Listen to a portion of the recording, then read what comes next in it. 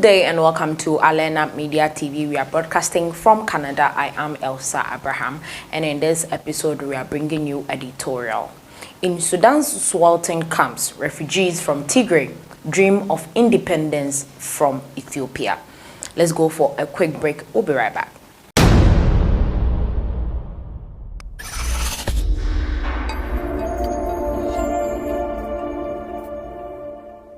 Welcome back from that short break.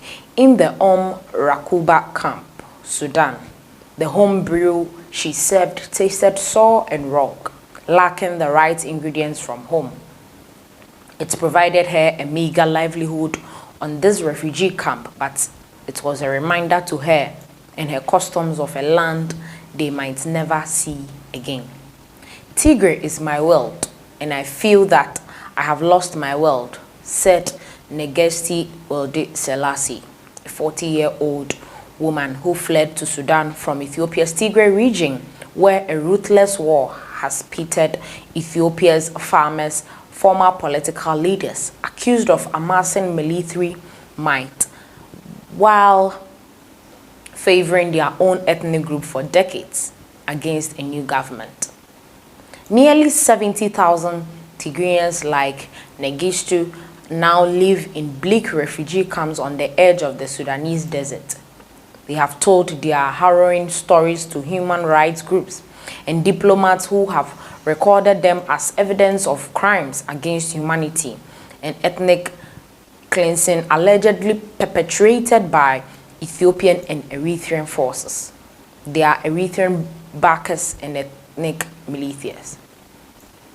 Despite the Ethiopian government's claim that the military operation in Tigray ended in November, reports of ongoing massacres, mass rapes, looting of hospitals, large-scale destruction of property and starvation as a tool of war continue to emerge.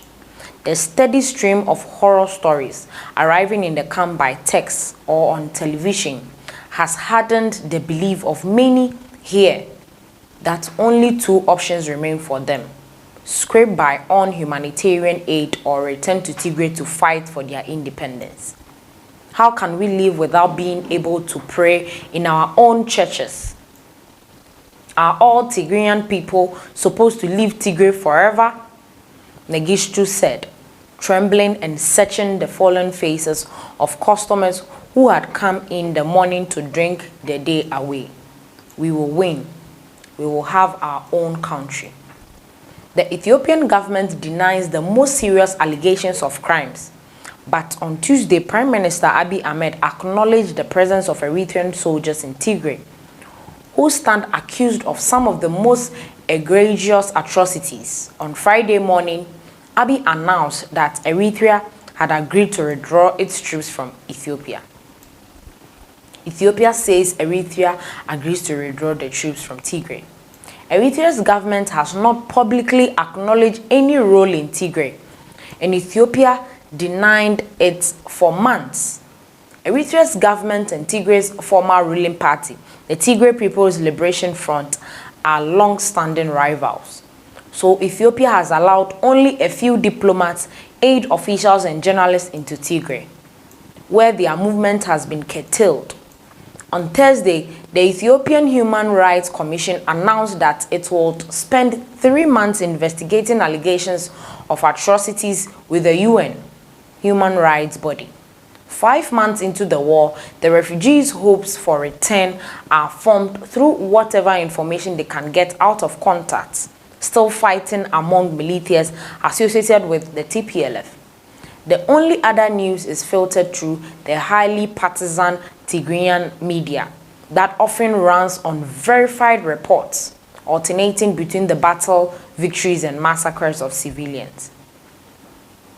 Those infrequent and often coded phone conversations and messages have convinced many here of a reality that independent analysts say is unlikely to be true. The Tigrayan forces have been routing Ethiopia and Eritrea combined armies and are on a path to victory. My husband is still fighting. I am sure he is somewhere right now, about to pounce on the enemy, said Freyenyi Makonnen, who fled with her 5 children and occasionally received snippets of news from Tigray by text message. In November, when she was fleeing, Freyeni said that a group of Ethiopian soldiers stopped her and asked the gender of the children in her arms. Only because the child was a girl did they let her go. Boys were being taken away from others fleeing, she said. Bileni Seyom, an Ethiopian government spokeswoman, said that individual allegations were hard to verify and referred to the statements made by Abiy on Tuesday, in which she pled to carry out investigations of military misconduct. Freyeni said that she didn't want any investigation but revenge and a clean break from Ethiopia. Her bitterness was directed towards 2 men in particular, Abiy and Isaias Afwerki. When will I be back in Tigray? If there is a God, when Abiy and Isaias are dead, that is when I will go back to my home in an independent Tigray, even if a pile of rebel, she said. Bileni said that Tigrayans would be welcomed back into Ethiopia on that temporary shelters and camps have been raided for months to receive those that fled until they are resettled. The Ethiopian government claims that it has killed or captured dozens of prominent TPLF leaders and lays the blame for the war squarely at their feet. On November 4th, Abiy ordered troops into Tigray after claiming that TPLF attacked a federal army base. The sprawling conflict now stretches from Tigray's border with Sudan across hundreds of miles of rugged mountainous interior. The United Nations says that nearly 1 million people in Tigray are still unreachable by aid organizations.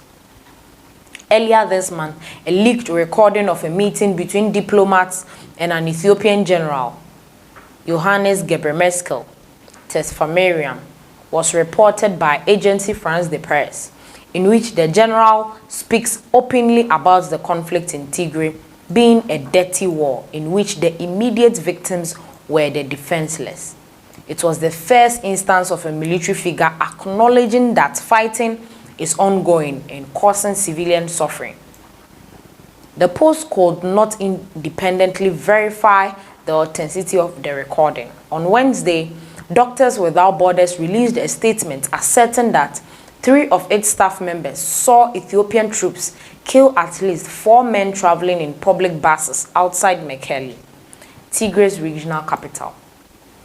In response to questions about the incident, Bileni said that allegations would be looked into.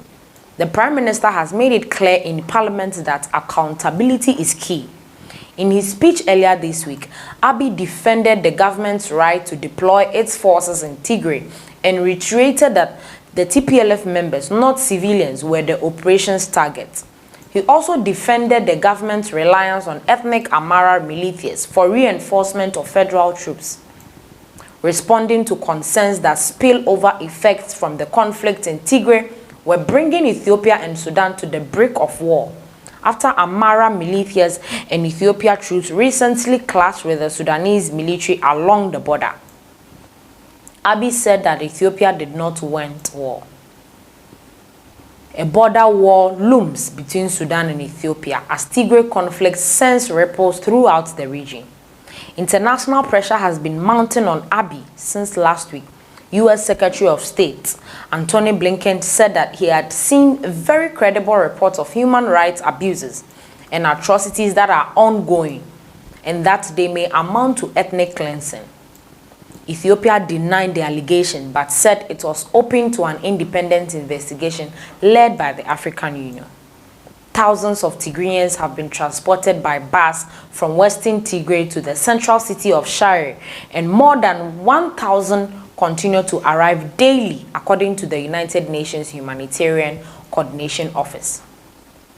Western Tigray is where some of the fiercest fighting took place and is where many in the refugee camps hail from.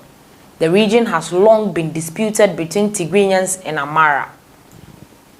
And last week, the federal government announced plans to transfer it to the Amhara administration. The Amhara takeover has displaced more than 140,000 people, according to the United Nations. Tensions between Tigrayans and Amhara simmer in the refugee camp too. About 90 Amhara families in the camp have to be housed near its police station for fear of attack, said the camp's manager. Abdel Basset, who works for Sudan's government refugee agency, he said that the Amhara who were displaced fled the retaliatory attacks by Tigrayans, including a well-documented massacre that took place in the town of Mai Kadra. He also worried that the upcoming rainy season, which often sees violent windy storms in the parts of Sudan, would result in the destruction of much of the flimsily built camp. One storm and half the structures are finished, he said.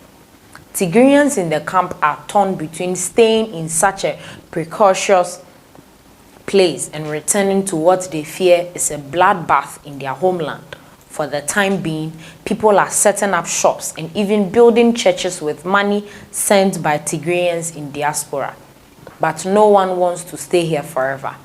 After this conflict cleansing, we will have to be given our own country to speak our own language. We have our own churches, dance our own dances.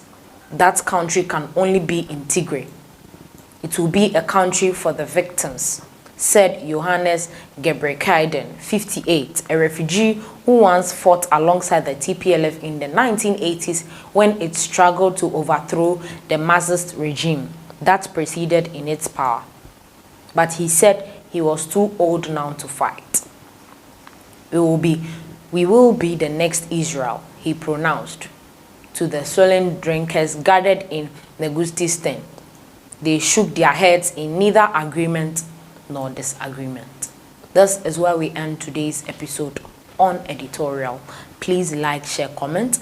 Go into our description section below. You will see our donation there, link there, GoFundMe or PayPal account. Just follow the link and then fill the form and also give your donations out there so that we can also help all these refugees in their camps. Thanks so much for watching.